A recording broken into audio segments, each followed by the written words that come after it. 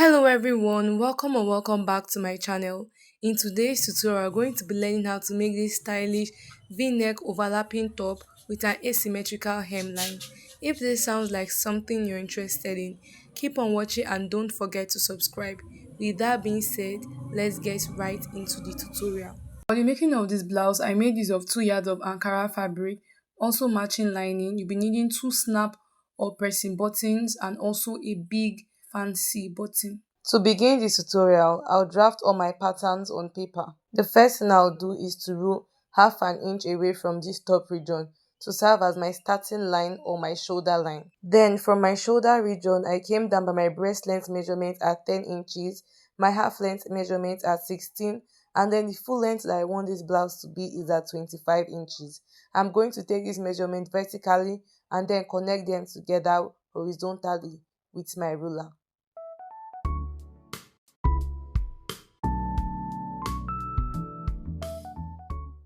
So guys, I sincerely apologize for the illustration not being super clear, but I'll try my best to explain it. At the shoulder line, my measurement from the middle of my neck all the way to how long I want the sleeve to be for me is 13 inches. I'm just going to mark it on the paper like this and then come down by 1 inch, which is for my shoulder slope. Then I'm going to be taking a neck width of 3 inches and a neck depth for 1 inch. Now note that we are cutting the back first, okay?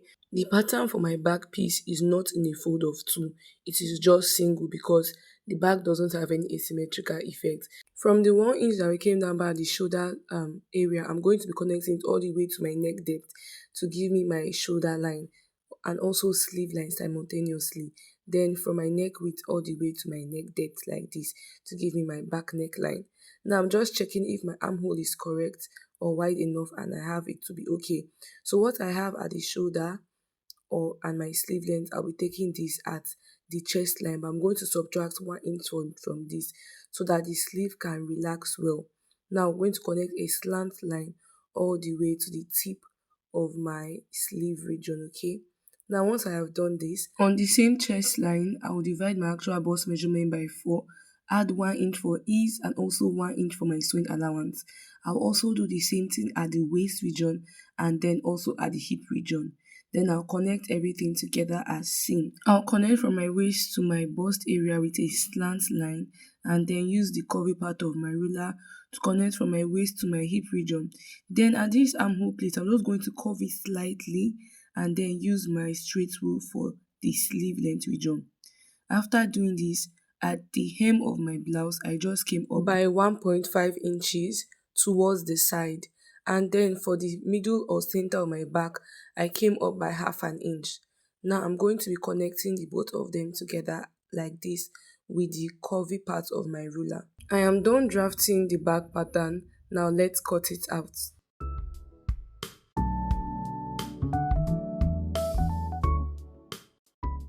With the aid of my back pattern, we are going to cut the front one. For the making of the front, you'll be needing 2 pieces of pattern paper because of the asymmetrical effect. Now the pattern paper for the front should be longer and wider than that of the back. So from it, I'm just going to be marking out 3 inches. Can you see where I'm placing my measuring tape all the way to the bottom, and I'll just connect this together. If you have bigger bust, I'd advise you mark 4 to 5 inches so that it can be able to overlap well. So I'm just going to place it this way like this.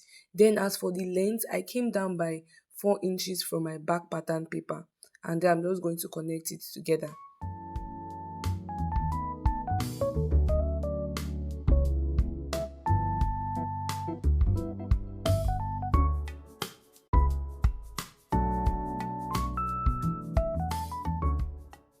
Aligning my back pattern paper to the 3 inches line we just marked, make sure that the shoulders they are aligning exactly together, and then I'm just going to use my ruler to make an extension of the waistline all the way to these 3 inches that I came out by.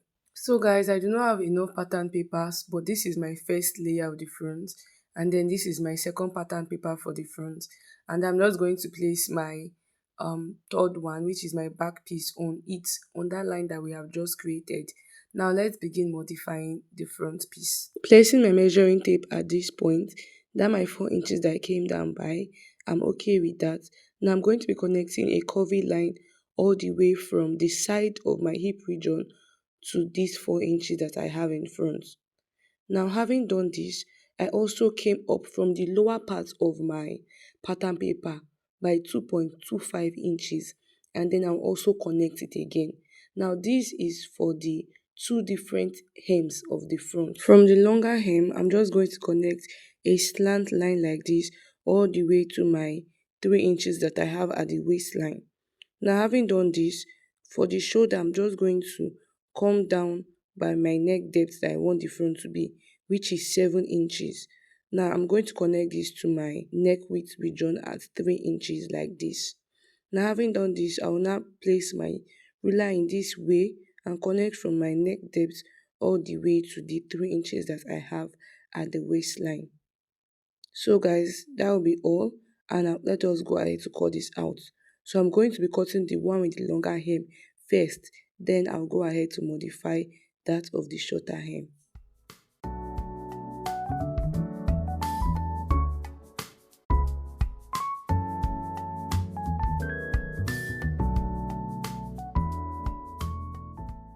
I initially wanted the pattern paper on top to have the shorter hemline because I've already marked this out, but I noticed that my back pattern wasn't wide enough. So I came up by 2.25 inches and then connected it all the way to the side of the hemline like this. And that'll be all for drafting the front pattern. Let's go ahead to cut all of these out on fabric.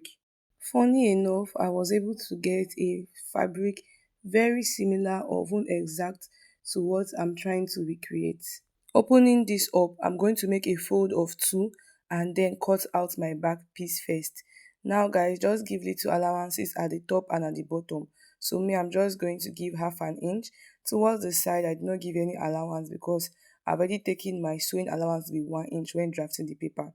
At the hem of my sleeve, I just also gave it half an inch because we'll be turning this with lining at my shoulder half an inch and also the neckline half an inch. Okay, we're done cutting the back. Now let's cut the front.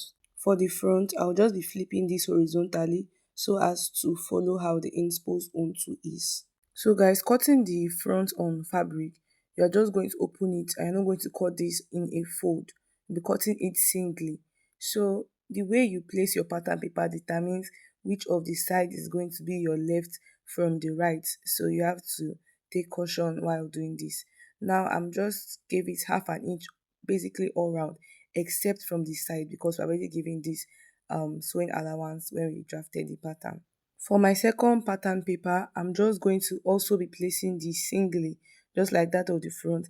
And I'm just trying to align it so that I have them being equal if you want, or if you want it to be having this kind of diagonal kind of look, to also depends on you.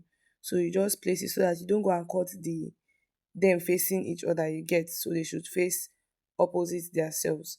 So I'm just going to cut this all round like this, giving half an inch to the areas that need that half an inch allowance.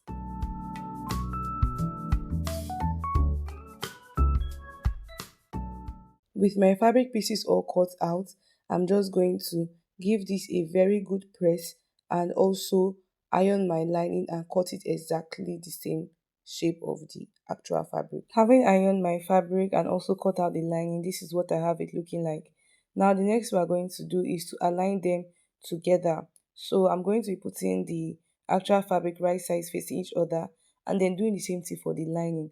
Now note guys that when you are joining this, they should actually face opposite of themselves because we're later going to just be careful with how you fix this, okay? So they should face opposite of themselves and you just try this because right side of the lining is going to mix with right side of the actual fabric. Now once all of this is in place, just go ahead to pin it all through so it's easy for us and join the shoulders down.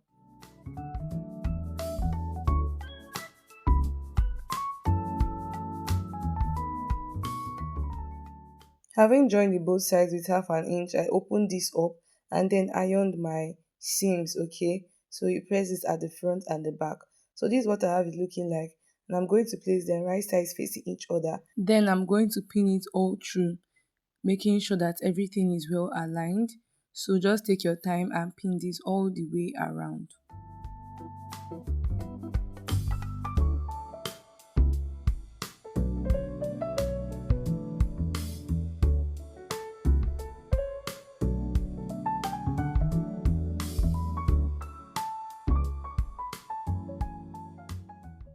So guys, having pinned everything around, we need to create a space that we can use to turn this to the right side.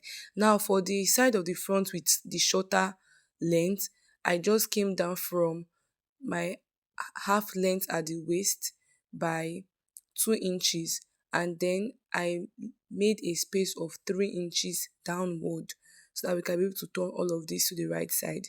So we're not going to sew on this part at all. The remaining part of this the remaining part is going to be sewn with half an inch all the way round. So I'm just going to take it to the sewing machine and make mine.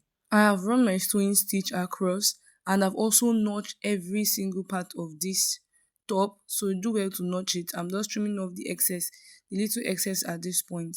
Now once you have notched everywhere that have curved edges, just go ahead to turn it to the right side using the space that we left earlier. So guys, I've turned this to the right side and also giving this a very good press. Can you see how neat and nice everything is looking like?